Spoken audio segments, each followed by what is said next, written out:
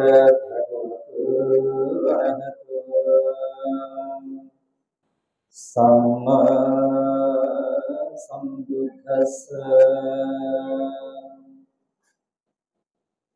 नत्ति मे शरणं अयं बुद्ध मे शरणं वरम्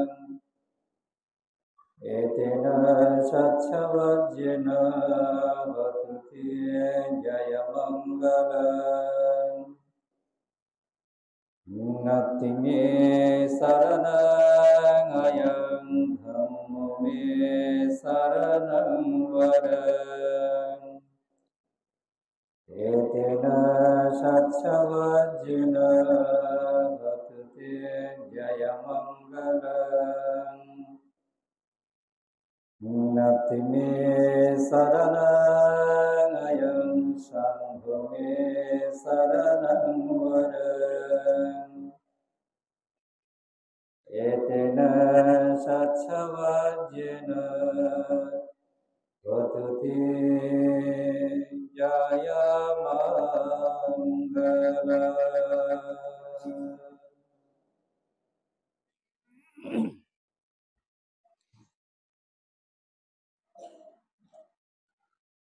উপাসক উপাসিকা বৃন্দ,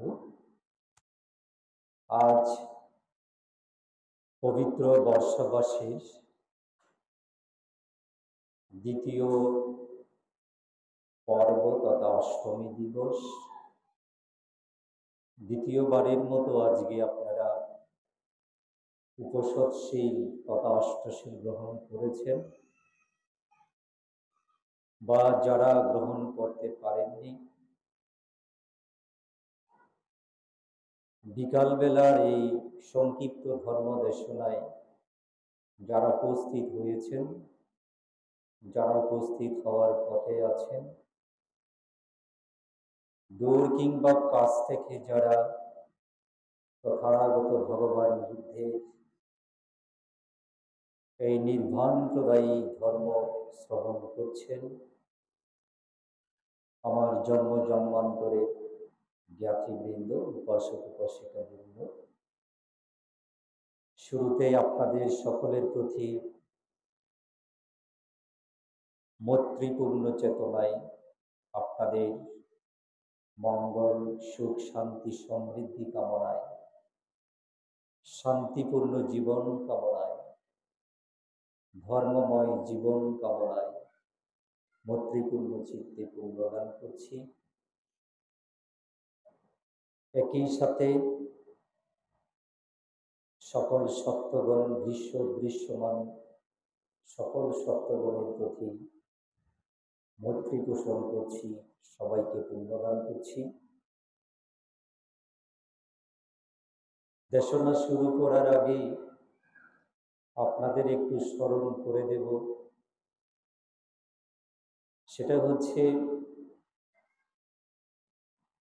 আজকে আমরা যে কিছুক্ষণ এখানে ধর্ম দেশনা দান করব এবং শ্রবণ করব, আমাদের মূল লক্ষ্য উদ্দেশ্য হচ্ছে ধর্ম দেশনা শ্রবণ করা এবং সেটাকে হৃদয়ঙ্গম করা, ধারণ করা। সেটা করতে গেলে যেটা দরকার হয়, যে ধৈর্য লাগে।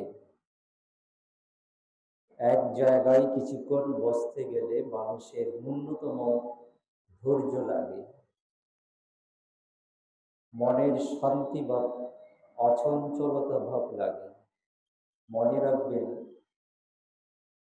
ধর্ম দেশনা ধৈর্য ধরে একাগ্র মনে শ্রবণ করা, এটাও এক ধরনের সাধনা, এটাও এক ধরনের ভাবনা। তো ভাবনা করতে গেলে তো ধৈর্য লাগে, সহ্য লাগে। আমি যেটা বলতে চাই, অনেকে বলেন যারা ধর্ম দেশনা শ্রবণ করবেন নড়াচড়া করবেন না, হাঁটু ভেঙে বসে হাত জোড় করে থাকবেন যতক্ষণ দেশনা শুনবেন। আমি সেটা বলবো না।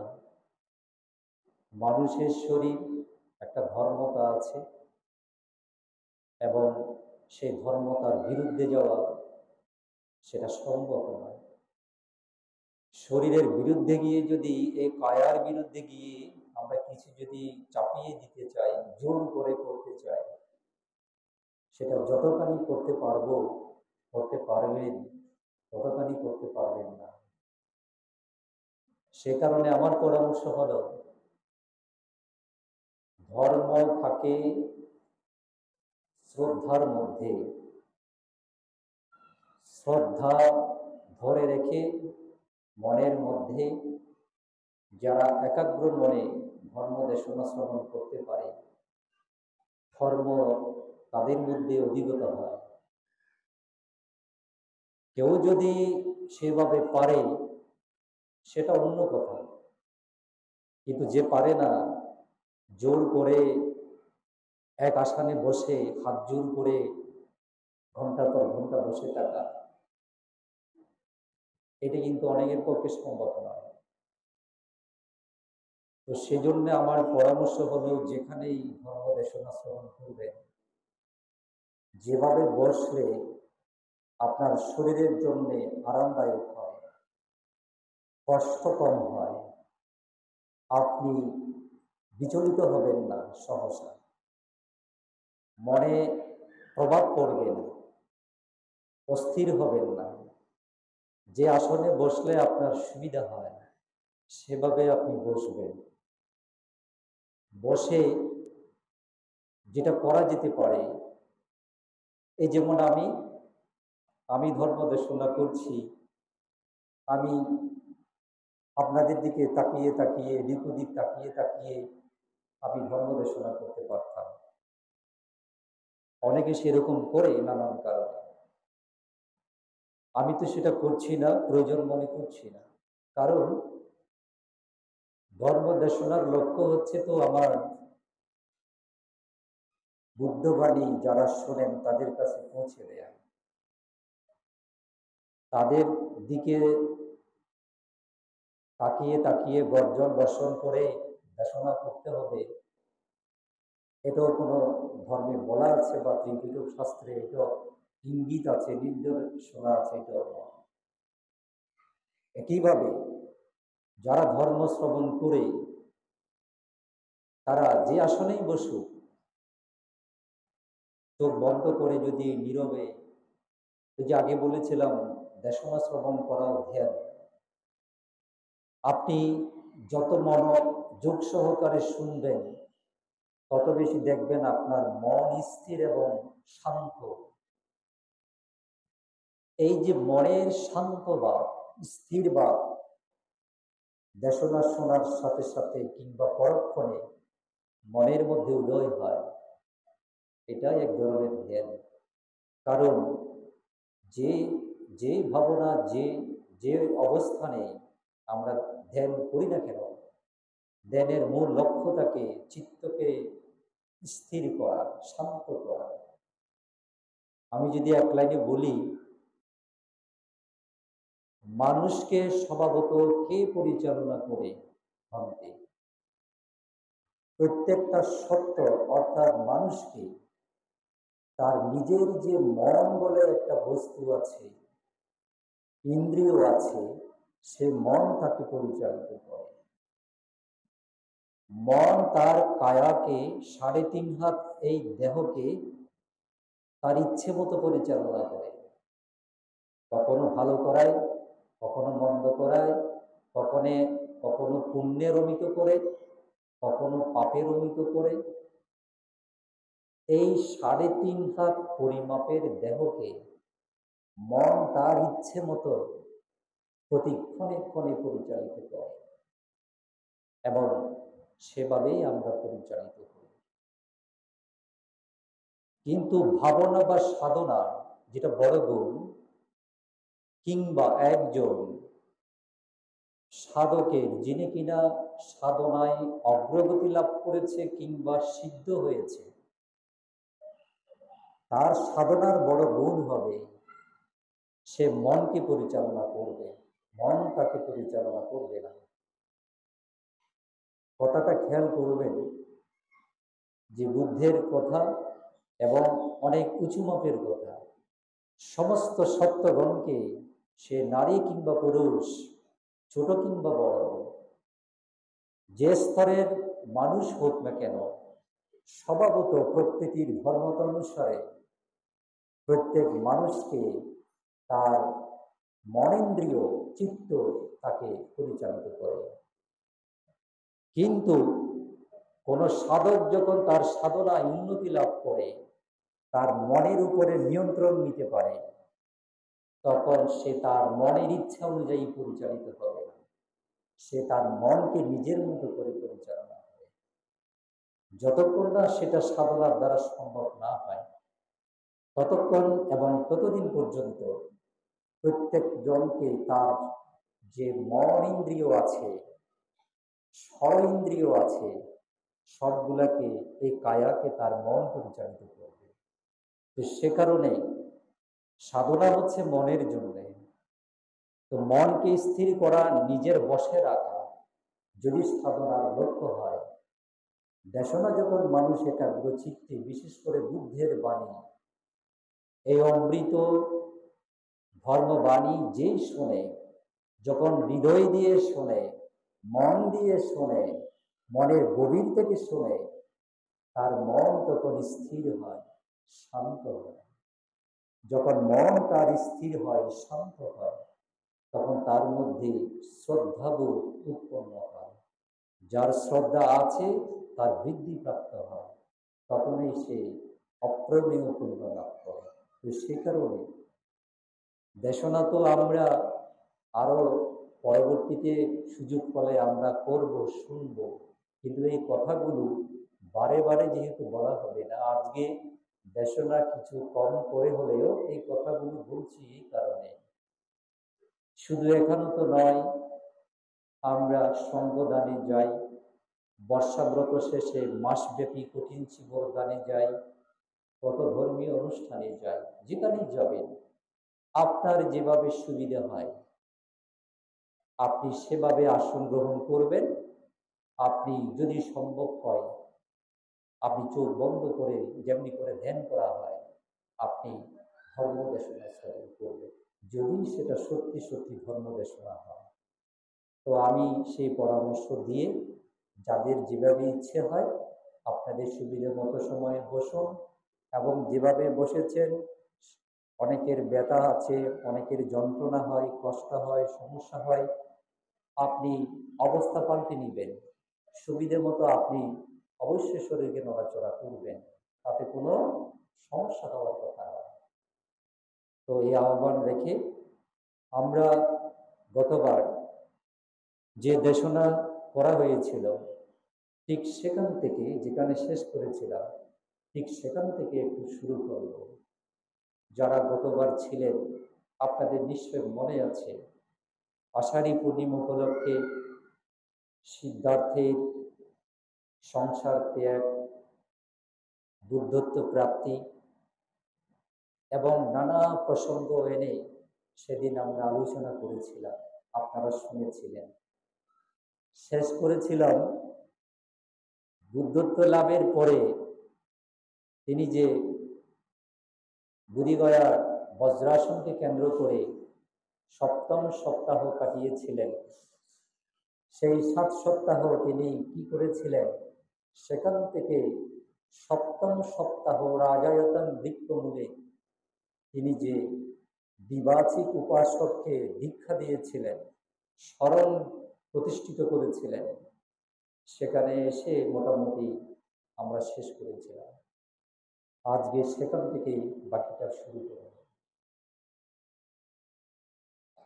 বুদ্ধ যখন এই তপসু এবং বল্লী, এই উপাসক দুজনকে প্রথম বুদ্ধের স্মরণ, ধর্মের স্মরণ দান করলেন, জগতে তারাই দ্বিবাচিক উপাসক নামে আজও খ্যাত হয়ে আছে। আপনাদের কি নিশ্চয় জানতে ইচ্ছে হয় না যে সঙ্গের স্মরণ কে নিয়েছিল প্রথমে, সঙ্গের স্মরণ কিভাবে সৃষ্টি হয়েছিল? তো আজকের দেশনায় সেটা আসবে, এবং সঙ্গ প্রতিষ্ঠা কিভাবে হলো, জগতে প্রথম কারা কারা অরহত হলেন, সংঘ সদস্য হলেন। এবং আপনারা তো শুনেছেন উপাসক গায়কদের মধ্যে, পুরুষদের মধ্যে কারা প্রথম দ্বিবাচিক উপাসক হয়েছে। আজকে শুনবেন উপাসিকাদের মধ্যে প্রথম কারা দ্বিবাচিক উপাসিকা হয়েছিলেন, তারা প্রথম বুদ্ধ ধর্মের শরণ নিয়েছিলেন। আজকের দেশনায় সেটাও থাকবে। উপাসক উপাসিকা বৃন্দ, দ্বিবাচিক উপাসকের সাথে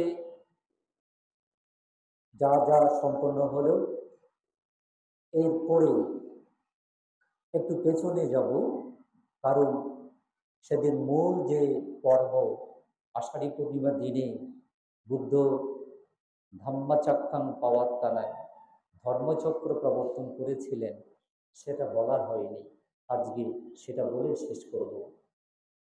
তার আগে আপনাকে শুনতে হবে, জেনে রাখতে হবে, বুদ্ধ তিনি প্রথমে ধর্ম প্রচার করতে চেয়েছিলেন কিনা। বুদ্ধ প্রথমে ধর্ম প্রচার করতে চান নাই।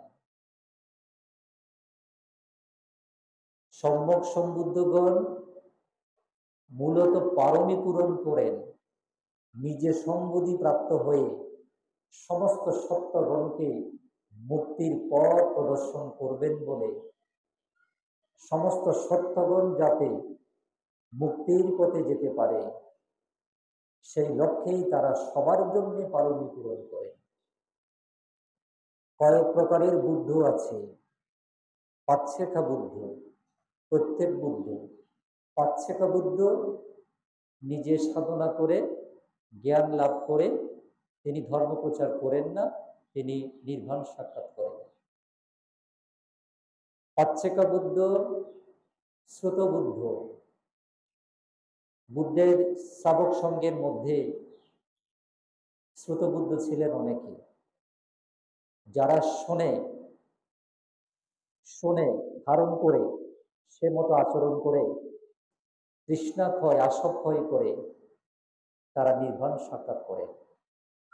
যেমন একজনের কথা যদি বলি, বুদ্ধের প্রধান সেবক অরহত আনন্দ মহাতের, আনন্দস্থলী ৪৫ বছর ধরে বুদ্ধ যেই ধর্ম প্রচার করেছিলেন, সমস্ত বাণী তিনি শুনে ধারণ করে রেখেছিলেন। সমস্ত বাণী তিনি শুনে ধারণ করে রেখেছিলেন। মর্তলোকে, স্বর্গলোকে, ব্রহ্মলোকে, যেখানে যেখানে বুদ্ধ যা যা দেশনা করেছেন ৪৫ বছর ধরে, এই সমস্ত বাণী তিনি শুনে স্মৃতিতে মনে রেখে দিয়েছিলেন। এইরকম সত্য দ্বিতীয় আর কেউ ছিল না। এই জন্যে আনন্দভান্তে শ্রুতবুদ্ধই ছিলেন। বুদ্ধের শিষ্যগণের মধ্যে যারা বুদ্ধের ধর্ম আচরণ করে আসক্ষয় করে মুক্তি লাভ করেছেন, অরহত্ব ফলে প্রতিষ্ঠিত হয়েছেন, শ্রাবকা সঙ্গ, বুদ্ধের সেই শ্রাবক সঙ্গ, যারা আর্য সঙ্গ আছে, এদেরকেও কিন্তু শ্রাবক বুদ্ধ বলা হয়, যারা মুক্তিপ্রাপ্ত হয়েছে, আসক্ষয় করেছে। পাচ্ছেকা বুদ্ধ, প্রত্যেক বুদ্ধ, শ্রুত বুদ্ধ, শ্রাবক বুদ্ধ, তারপরে হচ্ছে সম্যক সম্বুদ্ধ। যে সকল বুদ্ধের কথা শুনেছেন তারা কেউ সকল সত্যগণকে কিভাবে মুক্তি পথে নেওয়া যায় সে কথা ভাবেই না। শুধু সম্যক সম্বুদ্ধগণে সকল সত্যগণকে মুক্ত করার জন্যে তারা পারমী পূরণ করে, সেভাবেই তারা ধর্ম প্রচার করে মানুষকে মুক্তির পথ দেখানোর চেষ্টা করে। তাহলে বান্তে এই যদি সত্য হয়, গৌতম সম্যক সম্বুদ্ধ তিনি তো সম্যক সম্বুদ্ধ, তিনি কেন ধর্ম প্রচার করতে চান? বুদ্ধ যখন পঞ্চম সপ্তাহে পঞ্চমাং আজাপালাঞ্চা অজপাল ন্যাগ্রদ বৃক্ষমূলে যখন বসেছিলেন, ধ্যানে বসেছিলেন, পঞ্চম সপ্তাহে ৩৫ দিনের মাথায়, বুদ্ধত্ব লাভের ৩৫ দিনের মাথায় পঞ্চম সপ্তাহে অজপাল ন্যাগ্রদ বৃক্ষমূলে যখন তিনি ছিলেন, বুদ্ধের মধ্যে তখন একটা বিতর্ক আসলো চিত্তে, যে গুরু গম্ভীর, যে আসক্ষয়কারী ধর্ম আমি লাভ করেছি, এই গুরু গম্ভীর ধর্ম, এটা বোঝার মতো সত্য কি জগতে আছে? আমার তো মনে হয় না যে ধর্ম জ্ঞান, সম্বোধি জ্ঞান আমি প্রাপ্ত হয়েছি, যে সত্য আমি অবগত হয়েছি, অবগত হয়েছি, এই সত্য জগতে যদি আমি প্রচার করি, সত্যগণ তো বুঝবে বলে মনে হয় না। উল্টো তারা না বুঝার হেতুতে তারা নানা ধরনের বিতর্ক করবে, তাতে তাদের আরো অকুশল হবে। এইরকম চিন্তা ভাবনা করে তখন বুদ্ধ মনে মনে স্থির করলেন তিনি ধর্ম প্রচার করবেন না। বুদ্ধের এই চিত্ত পরিবিতর্ক সহসম্পত্তি মহাব্রহ্মা যখন তিনি জানতে পারলেন, তখন তিনি চিন্তা করলেন, বুদ্ধ যে চিন্তা করছেন ধর্ম প্রচার না করার জন্যে, তাহলে তো জগতের সর্বনাশ হয়ে যাবে। যে সকল সত্যগণ এখনো এই সদ্ধর্ম বুঝার মতো সত্যগণ আছেন, যারা বুঝবেন, জ্ঞান লাভ করবেন, ধর্মচক্ষু উৎপন্ন হবে, সেই মতো ধর্ম আচরণ করবে, তারা তো আর মুক্তি লাভ করতে পারবে না। তখন বলা হচ্ছে ত্রিপিটকে, আমরা হাতকে, বাহুকে এইভাবে প্রসারিত করে এইভাবে সংকোচন করতে যেটুকু সময় লাগে, এটুকু সময়ের মধ্যে সহসম্পত্তি মহাব্রহ্মা বুদ্ধ যেখানে অজপাল ন্যাগ্রদ বৃক্ষমূলে বসে এই সিদ্ধান্ত নিচ্ছেন মনে মনে, সেখানে এসে তিনি উপস্থিত হলেন। হাঁটু ভেঙে বসে বুদ্ধকে প্রণাম করে বুদ্ধের সাথে আলাপ করলেন। ভগবান বুদ্ধ, আপনি যে ধর্ম প্রচার না করার সিদ্ধান্ত নিয়েছেন জগতের কল্যাণে, সকল সত্যগণের কল্যাণে, সেই সিদ্ধান্ত পরিত্যাগ করার জন্যে আমি প্রার্থনা করছি। হে ভগবান বুদ্ধ, আপনি যা ভাবছেন তা পুরোপুরি সত্য নয়। জগতে এমন এমন সত্যগণ আছে যারা এখনো জ্ঞানী, পণ্ডিত, অল্পরজ, স্বল্পরজ, অল্প মেধা, স্বল্প মেধা এবং নানা স্তরের প্রাণীগণ, সত্যগণ বিচরণ করছে। আপনি সদ্ধর্ম প্রচার করলে তারা অনেকে এই সদ্ধর্ম অধিভূত করবেন, দুঃখ থেকে মুক্তি লাভ করবেন। কৃপা করে আপনি সিদ্ধান্ত পরিবর্তন করুন। একে একে যখন ৩ বার প্রার্থনা করলেন, ৩ বার বুদ্ধ প্রত্যাখ্যান করলেন, পরে তিনি চতুর্থবারে তিনি সিদ্ধান্ত পরিবর্তন করলেন। কখন করলেন? সহসম্পত্তি মহাব্রহ্মা এই কথা বলে প্রার্থনা করার পরে বুদ্ধ নিজেই দিব্য দৃষ্টি বলে সমস্ত চক্রবাল, সমস্ত জগৎ তিনি অবলোকন করলেন। এরকম সত্য আছে কিনা, যারা এই সদ্ধর্ম, এই তৃষ্ণাক্ষয়ী, এই গুরু গম্ভীর ধর্ম প্রচার করলে বুঝতে পারবেন, আচরণ করবেন, ধারণ করবেন, সেরকম সত্যগুণ আছে কিনা। তখন বুদ্ধ স্বয়ং দেখলেন জগতে এত বিচিত্র রকমের সত্যগুণ বিচরণ করছে, এত অসংখ্য ধরনের বিচিত্রতার মধ্যে এই জগৎ সংসার, কত শ্রেণীর, কত প্রকৃতির সত্যগণ মানুষ সংসারে বসবাস করছে। তখন সেখানে দেখলেন অনেকে আছে যারা পাপে ভয়দর্শী হয়ে জীবনযাপন করছে, ধর্মভাব মনে পোষণ করে জীবনযাপন করছে, পরলোকের প্রতি ভয়প্রাপ্ত হয়ে জীবনযাপন করছে। এমন এমন সত্যগুণ আছেন যারা কিনা তথাগত সম্যক সম্বুদ্ধের বাণী শ্রবণ করলে আসক্ষয় হয়ে দুঃখ মুক্তি লাভ করবেন। তিনি স্বয়ং যখন সেটা বুঝতে পারলেন, জানতে পারলেন, তখন তিনি সম্মতি প্রকাশ করলেন যে তিনি ধর্ম প্রচার করবেন। সেখানে খুব সুন্দর একটা কথা আছে যেটা তিনি স্বয়ং এটা উপলব্ধি করলেন। বুদ্ধ দেখলেন কিছু কিছু পদ্ম ফুল, উৎপল, পদ্ম, পুণ্ডরিক যে ফুলগুলো আছে পানিতে ফুটে, পদ্ম, উৎপল, পুণ্ডরিক, বেশিরভাগ মানুষ তো পদ্ম ফুলের সাথে পরিচিত।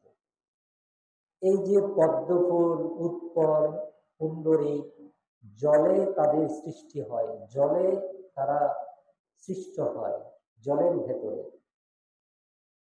কিছু কিছু ফুল আছে পানিতে, কিছু কিছু উদ্ভিদ আছে পানির ভেতরে জন্মগ্রহণ করে, পানির ভেতরেই বেড়ে উঠে, পানির উপরে তারা আসে না। কিছু কিছু উদ্ভিদ আছে পানির ভেতরে তাদের জন্ম হয়, কিন্তু পানির উপরের স্তরে আসে স্থিত হয়, মুখ পানির উপরের স্তরে এসে ভেসে থাকে।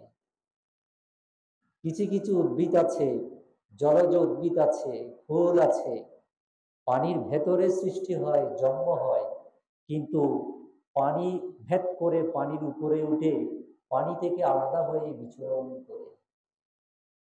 সত্যগণের মধ্যেও সেরকম বিচিত্রতা আছে, সত্যগণের মধ্যেও সেরকম বিচিত্রতা আছে।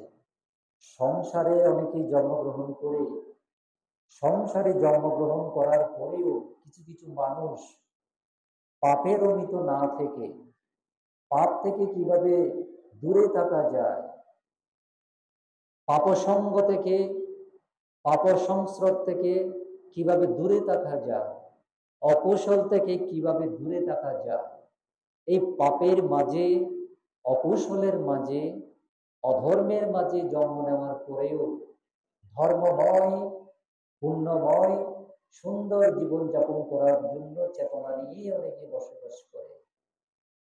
সেরকম বিচিত্রতা যখন তিনি দেখলেন, তখন তিনি স্থির করলেন তিনি দেশনা করবেন, ধর্ম প্রচার করবেন।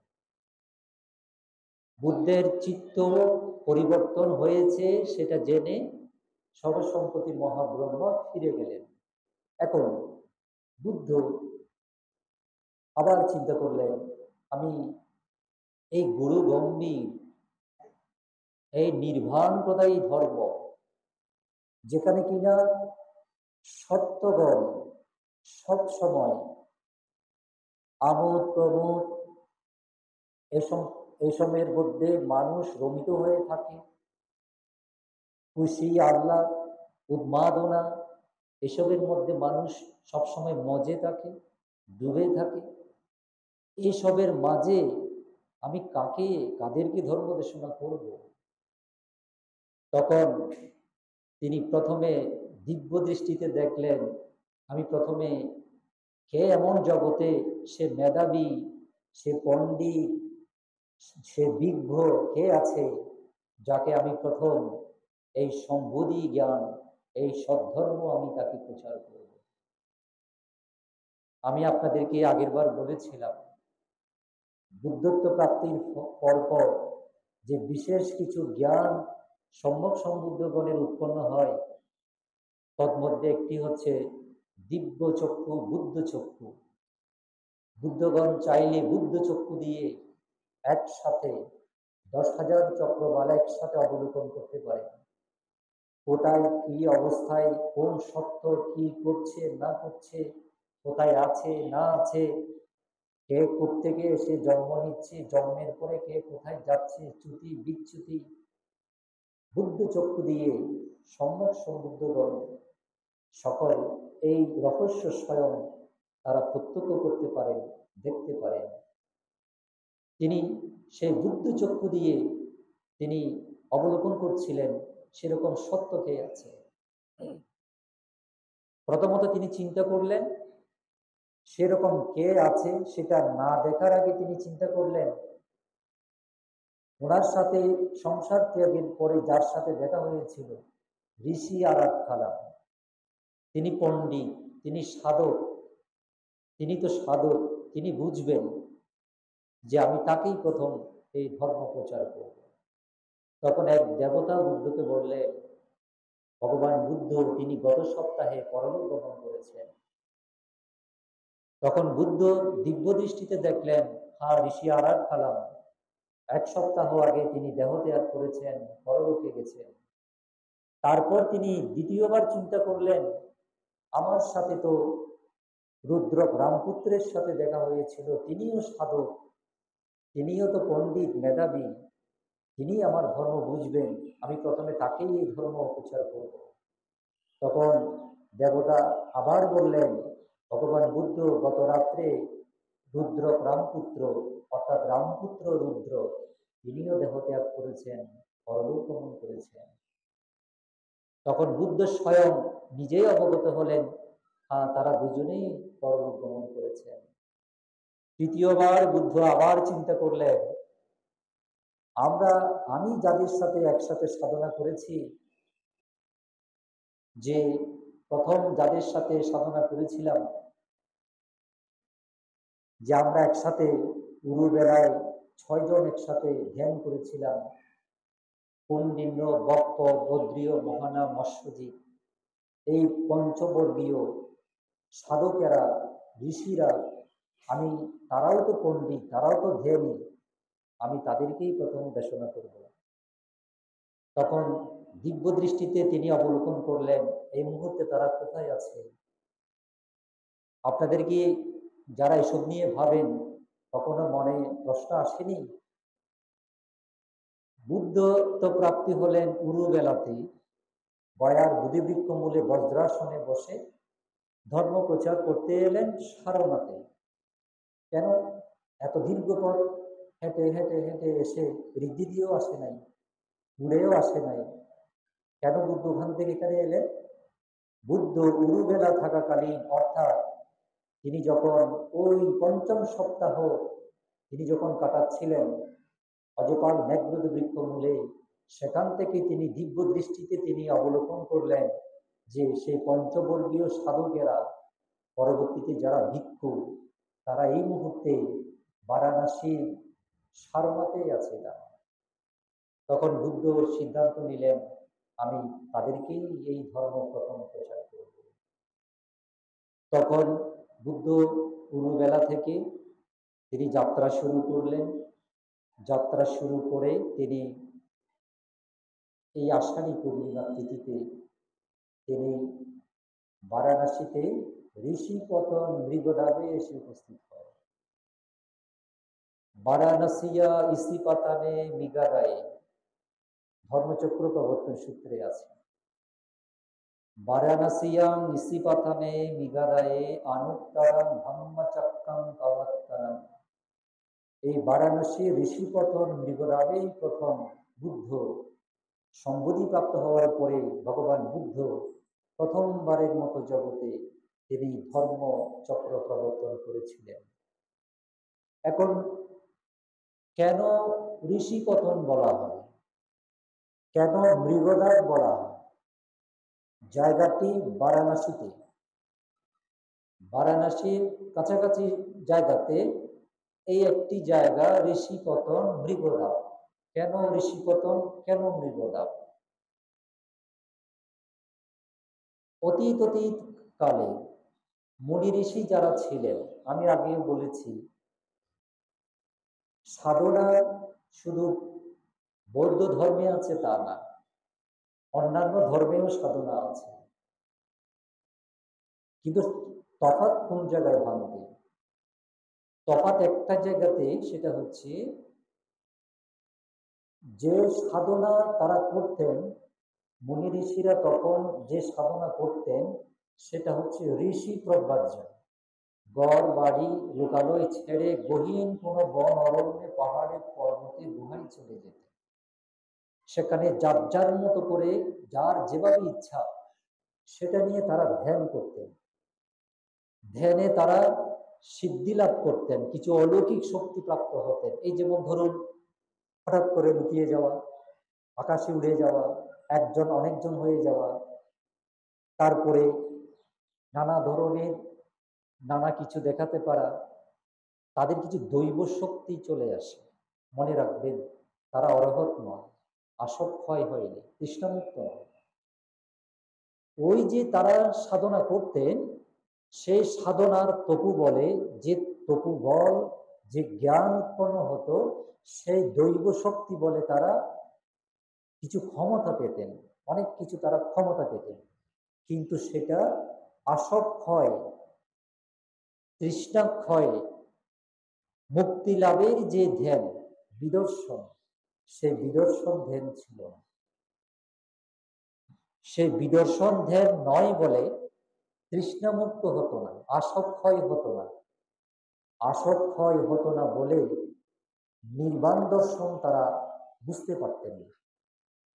এই যে আমরা বলি পুণ্যকর্মের পরে আসাবা কায়া ওহাঙ্কত নিব্বানস্পচ্ছয় ইদাগ্নে পুণ্যাং আসাবা কায়া ওহান, যে পুণ্য আমি করেছি, দানময়, শিলময়, ভাবনাময় বা যে কোনো পুণ্য আমি করেছি, এই পুণ্যের ফলে আসাবা কায়া, আমার ভেতরে যে আসক আছে, আমার ভেতরে যে তৃষ্ণা আছে, আমার যে চাহিদা আছে, এই আসক যা কিনা আমাকে জন্ম জন্মান্তরে, কল্প কল্পান্তরে মুক্ত হতে দিচ্ছে না, আমাকে মুক্তি লাভ করতে দিচ্ছে না। একবার জন্ম নিচ্ছি, আরেকবার মৃত্যুবরণ করছি, একবার একুলে আরেকবার ওই কুলে, এই যে সংসরণ, সংসারা ওয়াঠা, সংসরণ করতেই আছি, সেখান থেকে যে মুক্তি লাভ করতে দেয় না, বুদ্ধ সেটাকে বলেছে তান্না, তৃষ্ণা। সেটা বিভিন্ন ধরনের আছে, কাম তৃষ্ণা, ভব তৃষ্ণা, বিভব তৃষ্ণা, আমি সেদিকে যাব না। কিন্তু বুদ্ধের মূল দুঃখ মুক্তির মূল দর্শন হচ্ছে কিন্তু সেটা, যেটা আমরা বারে বারে এড়িয়ে যাওয়ার চেষ্টা করি, আমরা শোনার চেষ্টা করি না, বুঝার চেষ্টা করি না, মুখে বলি আসবা কায়া, কিন্তু আসক্ষয়ের সে পথে আমরা হাঁটতে চাই না। এই যে আমাদের দুর্বলতা, কিন্তু এটা সত্য। বৌদ্ধ ধর্মের মূল দর্শন হচ্ছে সেখানে তৃষ্ণার সাথে লড়াই করা, এই আসক্ষয়ের সাথে মনের যে তৃষ্ণা, সাধনা বলে সে তৃষ্ণাকে জয় করবার সাধনা করা, চেষ্টা করা নিরন্তর, সেটাই মূলত ধ্যান। সেই ধ্যানটা কিন্তু অন্যান্য ধর্ম দর্শনে নেই। আমি সকল ধর্মের প্রতি শ্রদ্ধা রেখে বলছি যে এই দর্শনটা অন্য কোনো ধর্মে নেই। শুধুমাত্র বুদ্ধ যে বিদর্শন ধ্যান, বুদ্ধ যে সাধনার পদ্ধতি তিনি দেখিয়েছেন, যে পথে তিনি তৃষ্ণামুক্ত হয়েছেন, এটা একমাত্র বৌদ্ধ ধর্মে ছাড়া জগতে আর কোনো ধর্ম দর্শনে এই বিদর্শন জ্ঞান নেই। নানান ধর্মে কম বেশি সাধনার কথা, তপস্যার কথা বলা আছে, তৃষ্ণামুক্তি যে বিষয়টা, সেটা নেই বলে সবাই বুঝে না। এটা কেমন বিষয় জানেন? স্বয়ং এই বর্তমান জাগতিক জীবনে যাকে আমরা একেবারে জ্ঞানের সর্বশ্রেষ্ঠ আসনে আমরা বসিয়ে রাখবার চেষ্টা করি, কোথায় কোথায় আমরা ওনার নাম নিই, ওনার পাণ্ডিত্যের প্রশংসা করি, সে বিশ্বকবি রবীন্দ্রনাথ সম্পর্কে যারা জানেন, স্বয়ং তিনি কি বলেছেন নির্বাণ সম্পর্কে? আমি তো ওনার একটা লেখা, আবার এটাও ঠিক, একেবারে প্রাণের গহীন, একেবারে গহীন প্রদেশ থেকে, মনের একদম ভেতর থেকে বুদ্ধকে রবীন্দ্রনাথ শ্রদ্ধা করতেন, মানতেন। এমনকি বই পুস্তকে পেয়েছি, তিনি যখন কোথাও যেতেন, আলাদা তিনি একটা ট্রেন ব্যবহার করতেন নিজস্ব, মানে একা একটা ট্রেন না, একটা ট্রেনে ওনার জন্য একটা আলাদা সংরক্ষিত কক্ষ থাকতো, যেখানে আর কেউ উঠতো না, চড়তে পারতো না। রবীন্দ্রনাথের প্রতি সম্মান রেখে রেল কর্তৃপক্ষ একটা কক্ষ শুধু ওনার জন্যেই রাখা হতো। এবং এটাও সত্য যে রবীন্দ্রনাথ একেবারে অভিজাত শ্রেণীর জমিদার পরিবারের সন্তান ছিলেন, সে পরিমাণ খরচপাতিও তিনি করতে পারতেন। তো আজীবন তিনি সেরকম একটি আলাদা কক্ষ ট্রেনে কোথাও তিনি গেলে এই রেলের একটি কক্ষ তিনি ব্যবহার করতেন। সেখানে কি ছিল? ওনার লেখাতেই আছে, সেখানে তিনি বুদ্ধের একটা মূর্তি সেখানে রাখতেন। শুধু বুদ্ধকেই তিনি মানতেন, স্বীকার করতেন, কারণ তিনি বুদ্ধ দর্শন সম্পর্কে অনেক কিছু করতেন। আজকে আমাদের বড় কষ্ট, দুঃখ হয়, এই যে আমাদের বাপ দাদার আমলের কথা বাদ দিলাম, তাদের সুযোগ ছিল না। ওই সময়ের যারা আমাদের উপাসক উপাসিকা, তাদের কথা না হয় বাদই দিলাম।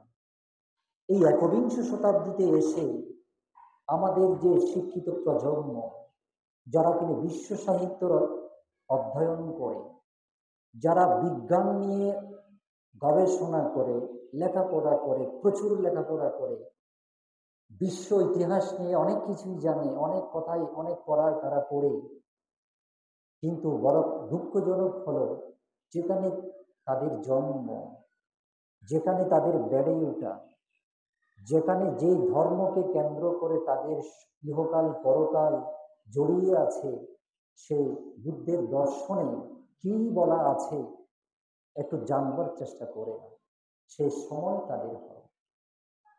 এই যে চেতনাবোধটা আমাদের শিক্ষিত যে সমাজ, ছেলে বলুন আর মেয়ে বলুন, এই যে আমাদের বর্তমান অত্যাধুনিক শিক্ষায় শিক্ষিত সমাজ, এই যে সমস্ত সুযোগ এবং ক্ষমতা থাকার পরেও তারা এই ত্রিপিটক সাহিত্যের প্রতি ভ্রমিত হতে পারে না, এটা এক ধরনের বড় চরম আমাদের ব্যর্থ। আজকে যদি তারা অন্যান্য সাহিত্য জ্ঞান আহরণ করার পাশাপাশি ত্রিপিটক সাহিত্যে তারা যদি ঢুকতে পারতেন, তারা বুঝতে পারতেন যে রবীন্দ্রনাথকে তারা সবসময় স্মরণে রাখেন, শ্রদ্ধা করেন, সে রবীন্দ্রনাথ, সেই সত্যেন্দ্রনাথ দত্ত, সেই ঈশ্বরচন্দ্র বিদ্যাসাগর, সেই বিজ্ঞানীদের মধ্যে যদি আইনস্টাইন, কার্ল মার্কস থেকে শুরু করে জগৎ বিখ্যাত যে সকল বিজ্ঞানীরা ছিলেন, তারা কতখানি বুদ্ধকে ধারণ করতেন, তারা কতখানি বুদ্ধকে, বুদ্ধের সাহিত্যকে তারা ধারণ করতেন, অধ্যয়ন করতেন, গবেষণা করতেন, তারা বুঝতে পারতেন। তারা সেটা জানতে পারলে নিজেরাও গর্বিত হতেন এবং বুদ্ধের এই দর্শনের প্রতি তাদের আরো শ্রদ্ধাবোধ, জানবার কৌতূহল, আগ্রহ সৃষ্টি হতো। কিন্তু সেটা হয় না। কেন হয় না? আমাদের দিক থেকে আমাদেরও গলত আছে, সমাজেরও গলত আছে, পরিবারেরও গলত আছে। আর যার যার একটা যে বিবেচনা শক্তি, বিবেকবোধ থাকে না, বিচার বিশ্লেষণ ক্ষমতা প্রত্যেক মানুষের থাকে, এবং লেখাপড়া জ্ঞান চর্চা করার পরে সেটা আরো বিকশিত হয়। কিন্তু কেন জানেন, এই জ্ঞান প্রাপ্ত হওয়ার পরেও, উচ্চ শিক্ষায় শিক্ষিত হওয়ার পরেও এই বিবেচনা বোধটা বোধহয় আমাদের সমাজের শিক্ষিত যারা আমাদের সমাজ, তাদের ভেতরে সেটা কাজ করে বলে খুব বেশি মনে হয়। এটা সব পক্ষ থেকে যদি সুন্দর একটা চেতনাবোধ আসে, তাহলে এই ত্রিপিটক শাস্ত্র জানা হবে। জানলে লাভ তো নিজেরই হবে, নিজের মধ্যেই পরিবর্তন আসবে, নিজেই জানতে পারবেন বুদ্ধ এবং বুদ্ধের দর্শন আসলে কত উঁচু মাপের ছিল। আমরা বারে বারে বলছি, সংসারে থাকতে গেলে, বাঁচতে গেলে 60-70 বছরের যে সময়টা আমরা পাই, সর্বোচ্চ 80 বছরের যে বয়সটা আমরা পাই, যতক্ষণ বাঁচি আমাদের খেয়ে পরে বাঁচতে গেলে সবকিছুর দরকার আছে। অন্ন, বস্ত্র, বাসস্থান, শিক্ষা, দীক্ষা, বিনোদন, মানুষ, তো সবকিছু দরকার আছে। কিন্তু এটা বলে গেলে চলবে না, এটা শেষও আছে। 70 বছর, 80 বছর, 90 বছর, 100 বছর পরে এই জীবনের সমাপ্তি হয়। তো তখন কি করবেন? পরলোক তো আছে, আপনি মানেন, স্বয়ং বুদ্ধ তো বলে দিলেন, দেখিয়ে দিলেন। তখন আপনি কি করবেন? তখন আপনি কি করবেন? এই জীবন তো 1000 বছর থাকবে না। তখন আপনি কি করবেন? এই ভাবনা আমাদের কি আছে? শেষ তো হবে একসময়। যে সেই চিন্তা যখন করা হয়, তখন মানুষের মধ্যে এক ধরনের পরকালের চিন্তা আসে। আর পরকালের চিন্তা যখন আসে, এই পরকালের চিন্তাটা মানুষ কার মাধ্যমে করে? ধর্মকেই আগলে ধরে মানুষ সেই চিন্তাটা করে। এই পরকালের চিন্তা, মরণের চিন্তা যখন মানুষের মধ্যে উৎপন্ন হয়, মানুষ তখন আশ্রয় হিসেবে ধর্মকে আগলে ধরে। আর ধর্মকে যখন মানুষ আগলে ধরে, ধর্মে কি আছে না আছে তারা জানবার চেষ্টা করে। তো সেই চেতনা তো আমাদেরকে খুব বেশি ধরে। অন্যান্য সব কিছুর পাশাপাশি আমরা চেষ্টা করছিলাম যে সমাজে যে প্রজন্ম উঠছে, তারা যখন ত্রিপিটক চর্চা করবে, ত্রিপিটক সাহিত্য জানবে, বুদ্ধের দর্শনকে জানবে, ধর্ম সম্পর্কে আজকের প্রজন্মের মধ্যে যে একটা বদ্ধমূল ধারণা আছে যে ধর্মে শুধু দানের কথা, দাও নাও, এসব কথা ছাড়া আর কিছু মনে হয় নাই। এই যে বদ্ধমূল ধারণা কতগুলো নিয়ে আমাদের প্রজন্মগুলো বড় হয়, ভাই বোনেরা বড় হয়, তারা তখন বুঝতে পারত ধর্ম মানে আসলে সেখানে শেষ নয়। তখন তারা বুঝতে পারতেন যে অন্যান্য ধর্ম দর্শন থেকে বুদ্ধের ধর্ম দর্শনের মৌলিক পার্থক্যটা কোথায়। অন্যান্য যে দর্শনে সাধনার কথা আছে, ধ্যানের কথা আছে, বুদ্ধ যে বিদর্শনের কথা বলেছেন, দেশনা যে সাধনার কথা বলেছেন, সে সাধনার সাথে অন্যান্য সাধনা পদ্ধতির ফারাক কোথায়, তফাৎ কোথায়? রবীন্দ্রনাথের কথা যেটা বলছিলাম, তিনি জাতকের 6 খণ্ড, যে জাতক সূত্র পিটকের অন্তর্গত, এই জাতকের 6 খণ্ড, এই জাতকের মধ্যে এই জাতক কি করে বৌদ্ধরা পেল, আমরা কি করে পেলাম এই বৌদ্ধরা? আপনি ভাবতে পারবেন এই জাতক অনুবাদ কে করেছে? 14 বছর এক জায়গায় ধৈর্য ধরে অধ্যয়ন করে, ইংরেজি থেকে, সংস্কৃত থেকে, পালি থেকে কুটিয়ে কুটিয়ে কুটিয়ে সমস্ত জাতককে বাংলায় অনুবাদ করলো কে প্রথম? ঈশান ঈশান ঈশানচন্দ্র। তিনি তো বৌদ্ধ না, তিনি তো বৌদ্ধ হয়েছেন বুদ্ধকে জানতে গিয়ে। তিনি পরবর্তীতে তিনি বৌদ্ধ হয়েছিলেন। 14 বছর একটানা এই গবেষণা অনুবাদের কাজ করতে করতে করতে 14 বছর লেগেছিল। সমস্ত জাতক বাংলাতে অনুবাদ করেছিলেন প্রথম ঈশান ঘোষ, ঈশানচন্দ্র। এই ঈশানচন্দ্রের জাতকগুলো যখন বারবার অনুবাদ হচ্ছিল, পুনর্মুদ্রণ হচ্ছিল, কবিগুরু রবীন্দ্রনাথ সেখানে একটা ভূমিকা লিখেছেন। জাতকগুলো দেখবেন, এখানেও আছে, আপনাদের ওখানে হয়তো থাকতে পারে। সেই জাতকের প্রথমে রবীন্দ্রনাথ কি লিখেছেন? ঈশান ঘোষের প্রশংসা করতে গিয়ে তিনি কি লিখেছেন? এই যে বিদ্বান পণ্ডিত ঈশানচন্দ্র এত অধ্যয়ন করে, অধ্যবসায় করে বুদ্ধের যে জাতকগুলোকে বাংলায় অনুবাদ করেছে, যা অধ্যয়ন করে আমি অত্যন্ত উপকৃত হয়েছি, সমৃদ্ধ হয়েছি, আমার সাহিত্য সমৃদ্ধ হয়েছে, যেটা ঈশানচন্দ্র না করলে আমি সেটা পেতাম না। আমি সেই জন্য তাকে কৃতজ্ঞতা জানাই। আমার এই প্রজন্মের শিক্ষিত সমাজ কি সেটা জানে? পৃষ্ঠা খুলে দেখবেন, প্রথমেই পাবেন কারা পড়ার কথা, কারা পড়ছে, কারা জানার কথা, কারা জানছে।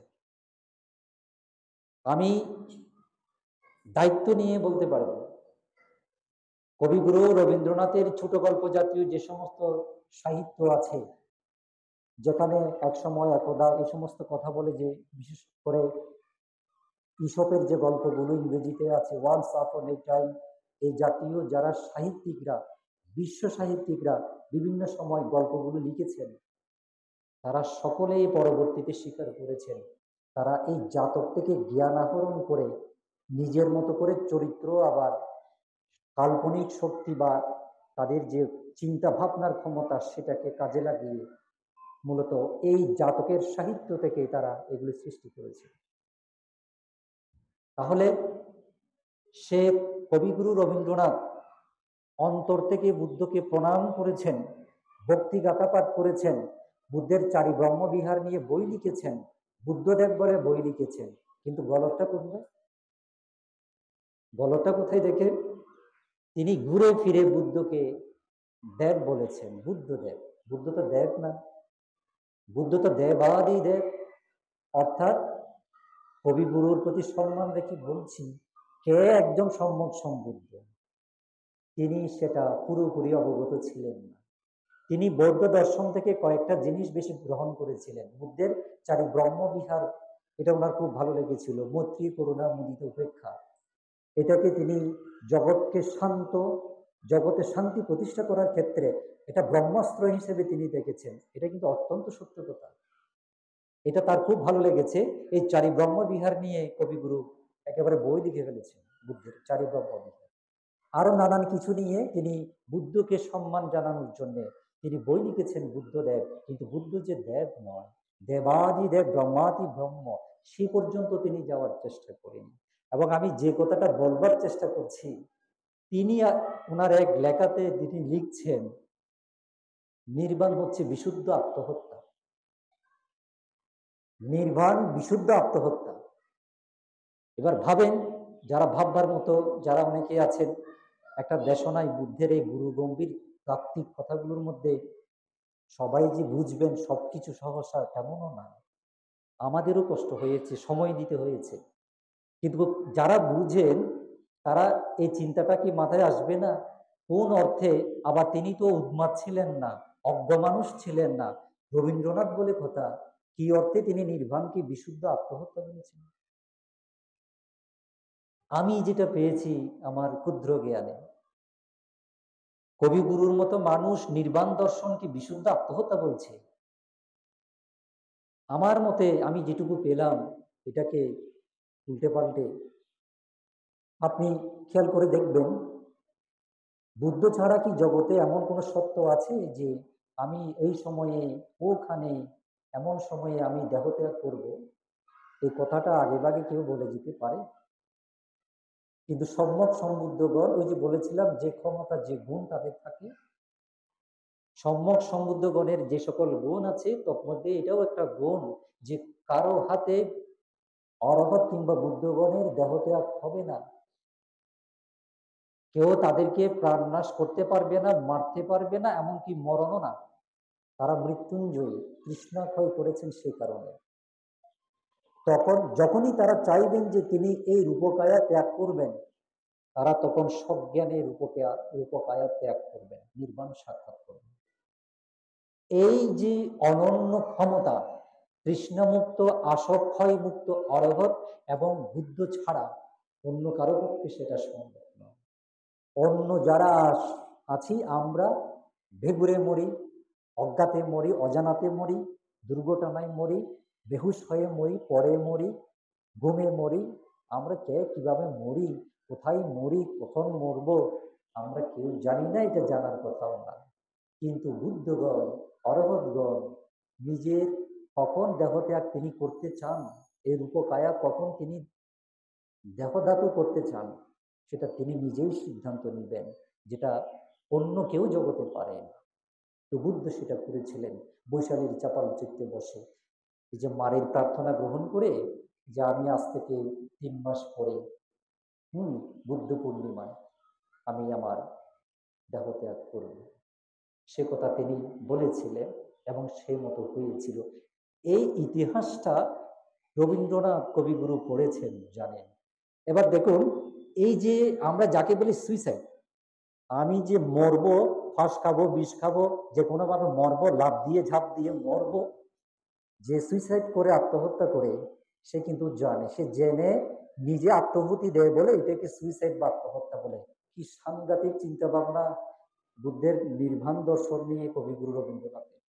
বুদ্ধ যে আগে থেকে নিজে কখন প্রাণ বিসর্জন দিবেন, দেহত্যাগ করবেন, সেটা আগে থেকে বলেছিলেন বলে। তবে বুদ্ধের মতো বিশুদ্ধ মহাপুরুষ যখন এইরকম কাজ করে, সেটা তো আর শুধু আত্মহত্যা বললে হবে না, এটা বিশুদ্ধ আত্মহত্যা। আজকে যদি তিনি থাকতেন, আমরা বিনয়ের সাথে ওনাকে প্রশ্ন করতাম, কোন অর্থে নির্বাণ লাভ মানে বিশুদ্ধ আত্মহত্যা? তাইলে আমাদের সাধারণ মানুষ যারা আমরা আছি, আমরা কি বুঝবার সুযোগ আছে যদি সেভাবে আমরা চর্চা না করি? নাই তো। তো সেই জন্য বলছি, অন্যরা যারা বৌদ্ধ হয়ে জন্মগ্রহণ করেনি, জন্মসূত্রে বৌদ্ধ হয়নি, তারা ত্রিপিটক পড়ছে পড়ছে পড়ছে। আমি অসংখ্য জনকে জানি। এই যে 3 মাস বর্ষবাস চলছে না, আমাদের থেকে এই যে তালিকা আপনাদের দিয়েছি না, অনেকে তালিকাগুলো নেই। ঢাকা, চট্টগ্রাম যারা ছড়িয়ে ছিটিয়ে আছে, নীরবে উপোষদ পালন করে নানান সম্প্রদায়ের মানুষ। এটা আপনাদেরকে শুধু খুশি করার জন্য বলছি না, কারণ মিথ্যা বললে তো পাপ আমারও হবে। অসংখ্য জন আছে এই বর্ষাব্রত মানে উপোষদশীল পালন করছে অপ্রকাশ্যে, কারণ এখানে সেই পরিবেশ নেই। সাধনা করে অনেক বই নিয়ে যায় ভাবনা সংক্রান্ত, এরা কিন্তু জন্মসূত্রে কেউ বৌদ্ধ নয়, কিন্তু তারা বুদ্ধের প্রকৃত অনুসারী হওয়ার চেষ্টা করছে, তারা সেই জ্ঞান আহরণ করছে। কিন্তু আমরা যারা বৌদ্ধ, জন্মসূত্রে বৌদ্ধ যারা করছে, তারা তো করছে সবার জন্য বৌদ্ধ ধর্ম। কিন্তু আমরা যারা জন্মসূত্রে পেলাম, জন্মসূত্রে যখন পিতার জমিদারি পাই, দাদুর জমিদারি পাই, সেটা একেবারে সাদরে গ্রহণ করি। কাউকে আমি খাটো করছি না, কিছু মনে করবেন না, সম্মান রেখে বলছি সবার কাছে। অনেকের কত দুঃখ, বাবা আমার জন্য কোনো জমি জমা রেখে যায়নি, ভিটে বাড়ি রেখে যায়নি, আমাকে কম দিয়েছে, বা আমাদের জন্য কিছু রেখে যায়নি। বাবার জন্যে, দাদুর জন্যে কত আক্ষেপ, এমন আক্ষেপ দেখা যায়, কিছু যেহেতু রাখে নাই, আমি তার জন্য কোনো ছোঁয়াই নিয়ে যাবো না, কিছু করবো। এরকম অনেকজনকে তো পাওয়া যায়। আমার জন্য তো কিছু রাখে নাই, কিছু করে যায় না, আমিও কিছু করবো না, কত আক্ষেপ। কিন্তু যাদের জন্য রেখে যায়, তারা কত খুশি আমরা যে আমার বাবা, আমার দাদা আমার জন্য এত জমি রেখেছে, ব্যাংক ব্যালেন্স রেখেছে, রাজ্য রাজত্ব রেখেছে, কত খুশি করি। ওই জন্মসূত্রে তো আপনি বৌদ্ধ ধর্ম পেয়েছেন, সেটা তো আপনি গ্রহণ করছেন না। অথচ যে সম্পদ পেয়ে 70-80 বছর জীবনে, এটা নিয়ে আমরা একেবারে আহ্লাদিত, একেবারে আত্মভরা খুশিতে বুঝলাম, খুশি হলাম। কিন্তু জীবন তো থাকবে না, শেষ হবে। যখন থাকবে না, তখন তো কিছুই আপনার, আর সাথে আপনার কিছু আপনার নয়, সেটা আপনি জানেন। আপনি দেখেছেন, আপনার চোখের সামনে কত মানুষ মাটি চাপা পড়েছে, কত মানুষ চিতায় জ্বলেছে, ওই তারা তো কিছু নিতে পারে না। তাদের সাথে শুধু গেছে ধর্ম আর পুণ্য, সেটা আপনি জানেন, আপনি দেখেছেন। কিন্তু আপনি জন্মসূত্রে যে যে অমৃত রত্ন আপনি পেয়েছেন, বুদ্ধের ধর্ম জন্মসূত্রে পেয়ে গেলেন, না চাইতে পেয়ে গেলেন, সেটা তো আপনি গ্রহণ করলেন না। অথচ আপনার ইহপরকাল সে রত্নই তো আপনাকে শান্তি দেবে, চিরস্থায়ী সুখ দেবে। আমাদের ভুলটা কোথায়? এই কথাগুলো কিন্তু কোনো আক্ষেপ থেকে বলা নয়, কোনো ক্ষোভ থেকে বলা নয়। কার সাথে রাগ করবেন, কার সাথে ক্ষোভ করবেন, সবাই সবার জন্ম জন্মান্তরের জ্ঞাতি। কিন্তু বলতে হবে এটাই যে আমরা ভুলে আছি, সে ভুল থেকে আমাদের উঠে আসতে হবে। অন্য কিছুর পাশাপাশি এই অমূল্য সম্পদ যে জন্মসূত্রে পেয়েছি, এই নির্বাণ প্রদায়ী ধর্ম, বিমুক্তির ধর্ম, যে ধর্ম অধিগত হবার জন্যে একজন ব্যক্তিকে 4 লক্ষ অসংখ্য কল্প ধরে পারমি পূরণ করতে হয়েছে, ত্যাগ করতে হয়েছে, সাধনা করতে হয়েছে, শেষ জন্মে এসে চক্রবর্তী রাজা হওয়ার মতো রাজ্য রাজত্ব ত্যাগ করে অঘোর বনে গিয়ে ঘাসের উপরে বসে শূন্য আকাশের নিচে সাধনা করে অনাহারে, অর্ধহারে, রোদে শুকিয়ে, বৃষ্টিতে ভিজে 6 বছর এক নাগাড়ে ধ্যান করে অধিগত করতে হয়েছে। সে ধর্ম আমি ঘরে বসে পাচ্ছি, আমি বই উল্টালে পাচ্ছি, সেটা আমরা নিচ্ছি না। তো এই জন্য বলছি জ্ঞাতিগণ, আমাদের সেই চেতনতা আসতে হবে। আজকে দেখুন, আমরা এই বিষয়টা চিন্তা করে আমরা প্রাণান্ত চেষ্টা করে যাচ্ছি যে অন্যান্য শিক্ষা দীক্ষার পাশাপাশি আমাদের সন্তানেরা, আমাদের ছেলেমেয়েরা, আমাদের ভাই বোনেরা এই যে অমৃত সম্পদ, অমূল্য সম্পদ লাভ করেছে, এই ত্রিপিটক সাহিত্য একটু পড়ুক, একটু ধর্মচর্চা করুক। এটা তাদেরকে ইহজীবনে যেমন তাদেরকে ফল দেবে, এই জীবন যে এক সময় শেষ হয়, যে কোনো মুহূর্তে হয়, তখন জীবন চলে গেলেও এই শিক্ষা, এই ধর্ম তাদেরকে ফল দেবে। আমরা কি সবাইকে বুঝাতে পারছি? আমরা বলছি না স্কুল কলেজ বিশ্ববিদ্যালয়ে পড়তে হবে না, আমরা বলছি সে শিক্ষা জীবন জীবিকার জন্য দরকার আছে। সেই শিক্ষা দেওয়ার পাশাপাশি মূল ধর্মীয় নৈতিক শিক্ষাটাও দিতে হবে।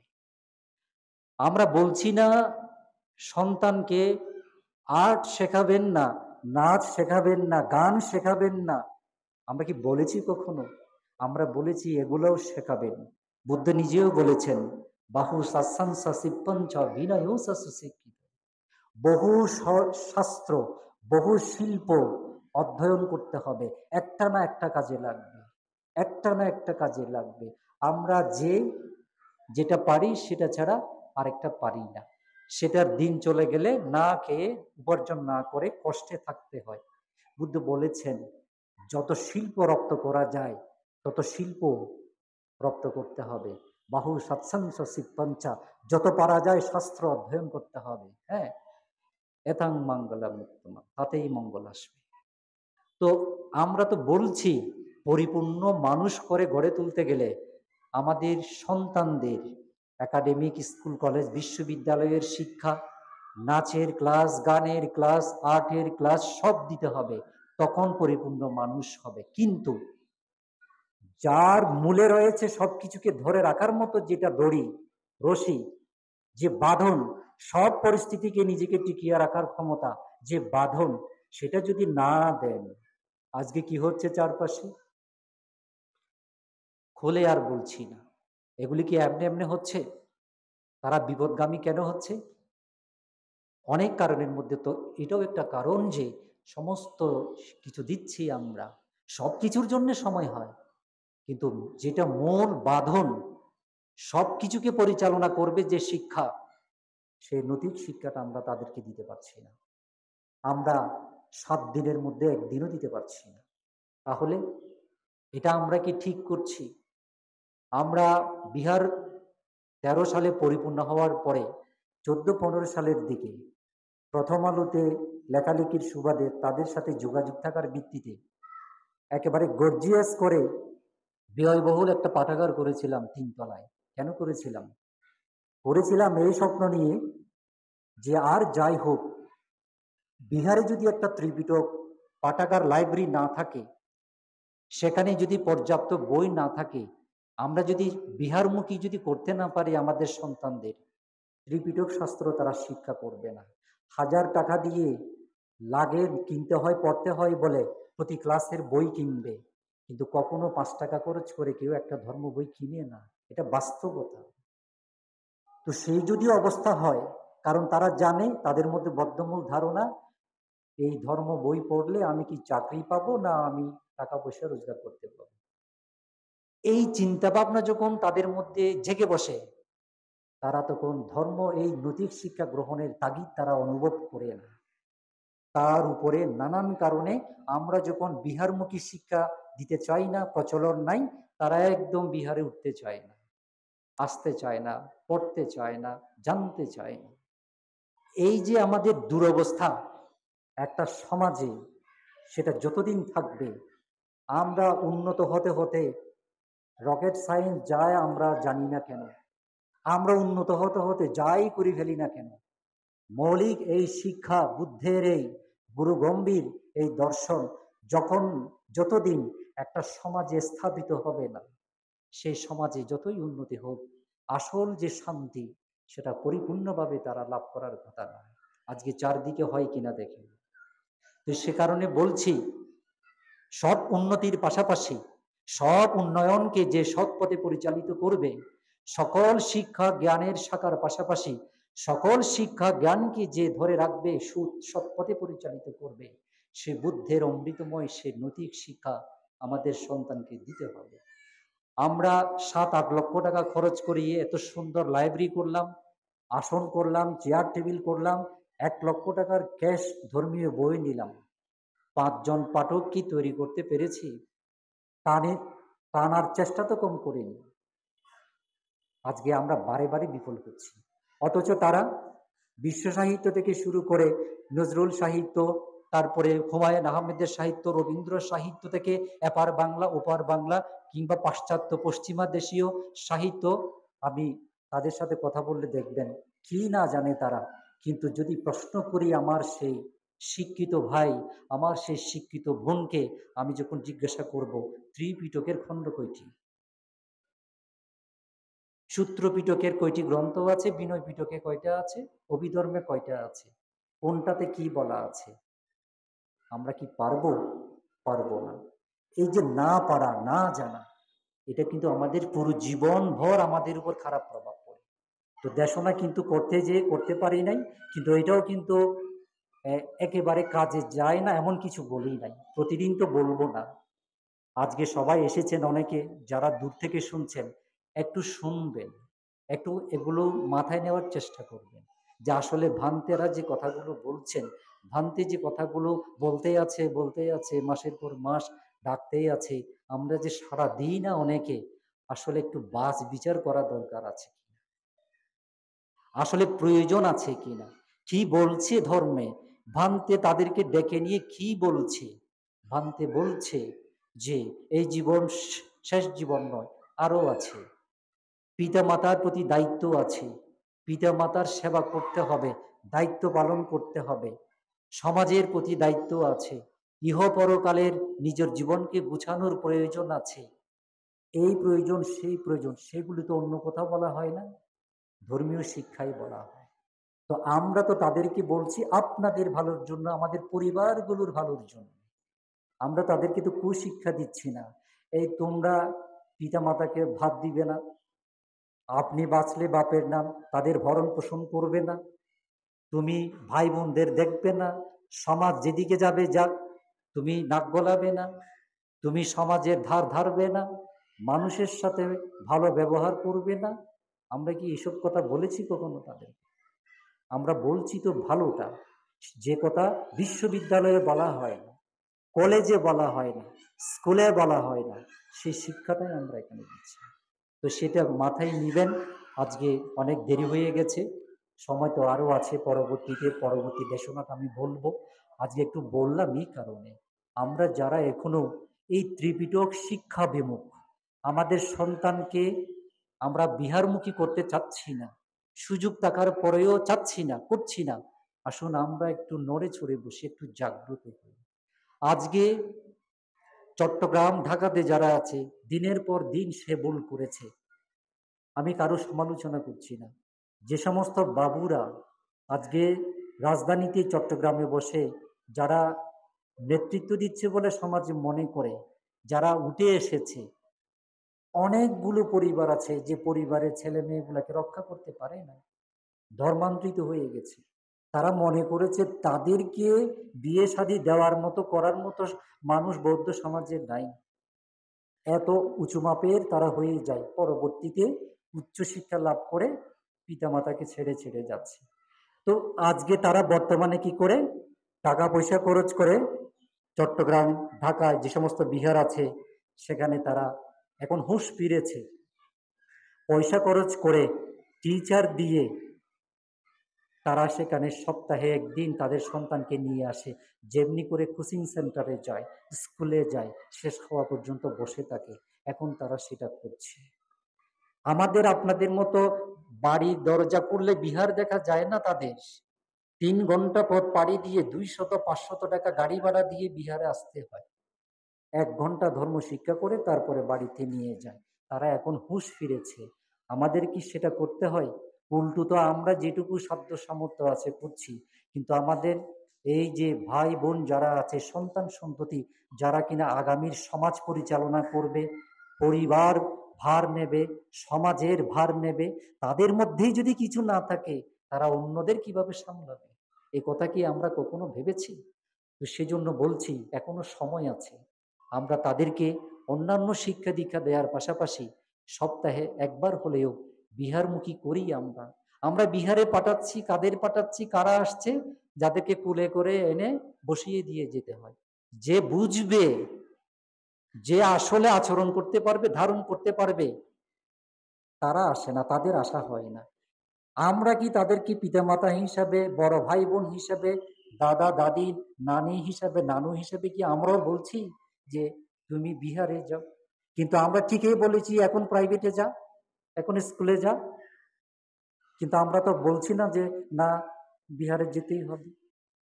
এক সময় সে নিজেও বুঝতে পারতো, কেন আমার দাদু, আমার দিদা, আমার মা বাবা, বড় ভাই বোন কেন আমাকে বিহারে পাঠিয়েছিল, সে বুঝতো এক সময়। তো আশা করছি আমরা এদিক থেকে একটু গুরুত্ব দেব।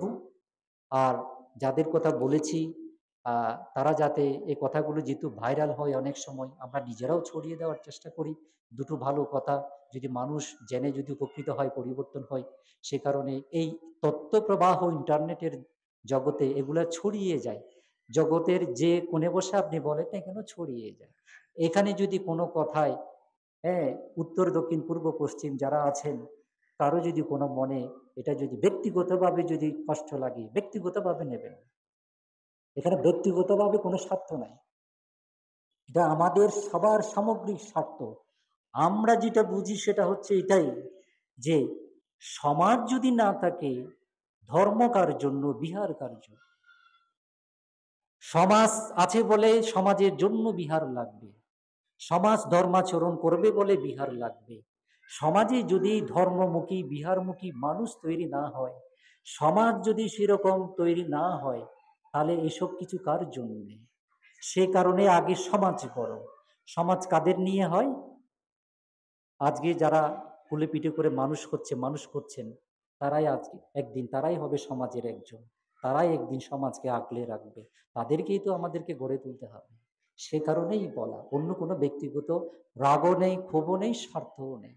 তো এই কথা রেখে নিজেদের সন্তান হিসেবে মনে করে সেটা বাজ বিচার করবেন, সেই প্রত্যাশা রেখে আজকে যে উপসদ দিবস, অষ্টমী দিবসে যারা আবার অষ্টশিলা নিয়েছেন কিংবা নিতে পারেননি, ধর্ম চেতনায় ধর্ম দেশনা শ্রবণ করতে এসেছেন, আপনাদের সবাইকে এই সুন্দর চেতনাকে সাধুবাদ জানিয়ে জগতের সকল প্রাণীর মঙ্গল সুখ কামনা করে, পরম পূজনীয় পরম আরাধ্য গুরুদেব বড় ভান্তির প্রতি বিনম্র শ্রদ্ধা জানিয়ে পুণ্যদান করে আপনাদের সকলের জয় মঙ্গল কামনা করে, জগতের সকল প্রাণীর জয় মঙ্গল কামনা করে আমার দেশনা এখানে শেষ করছি।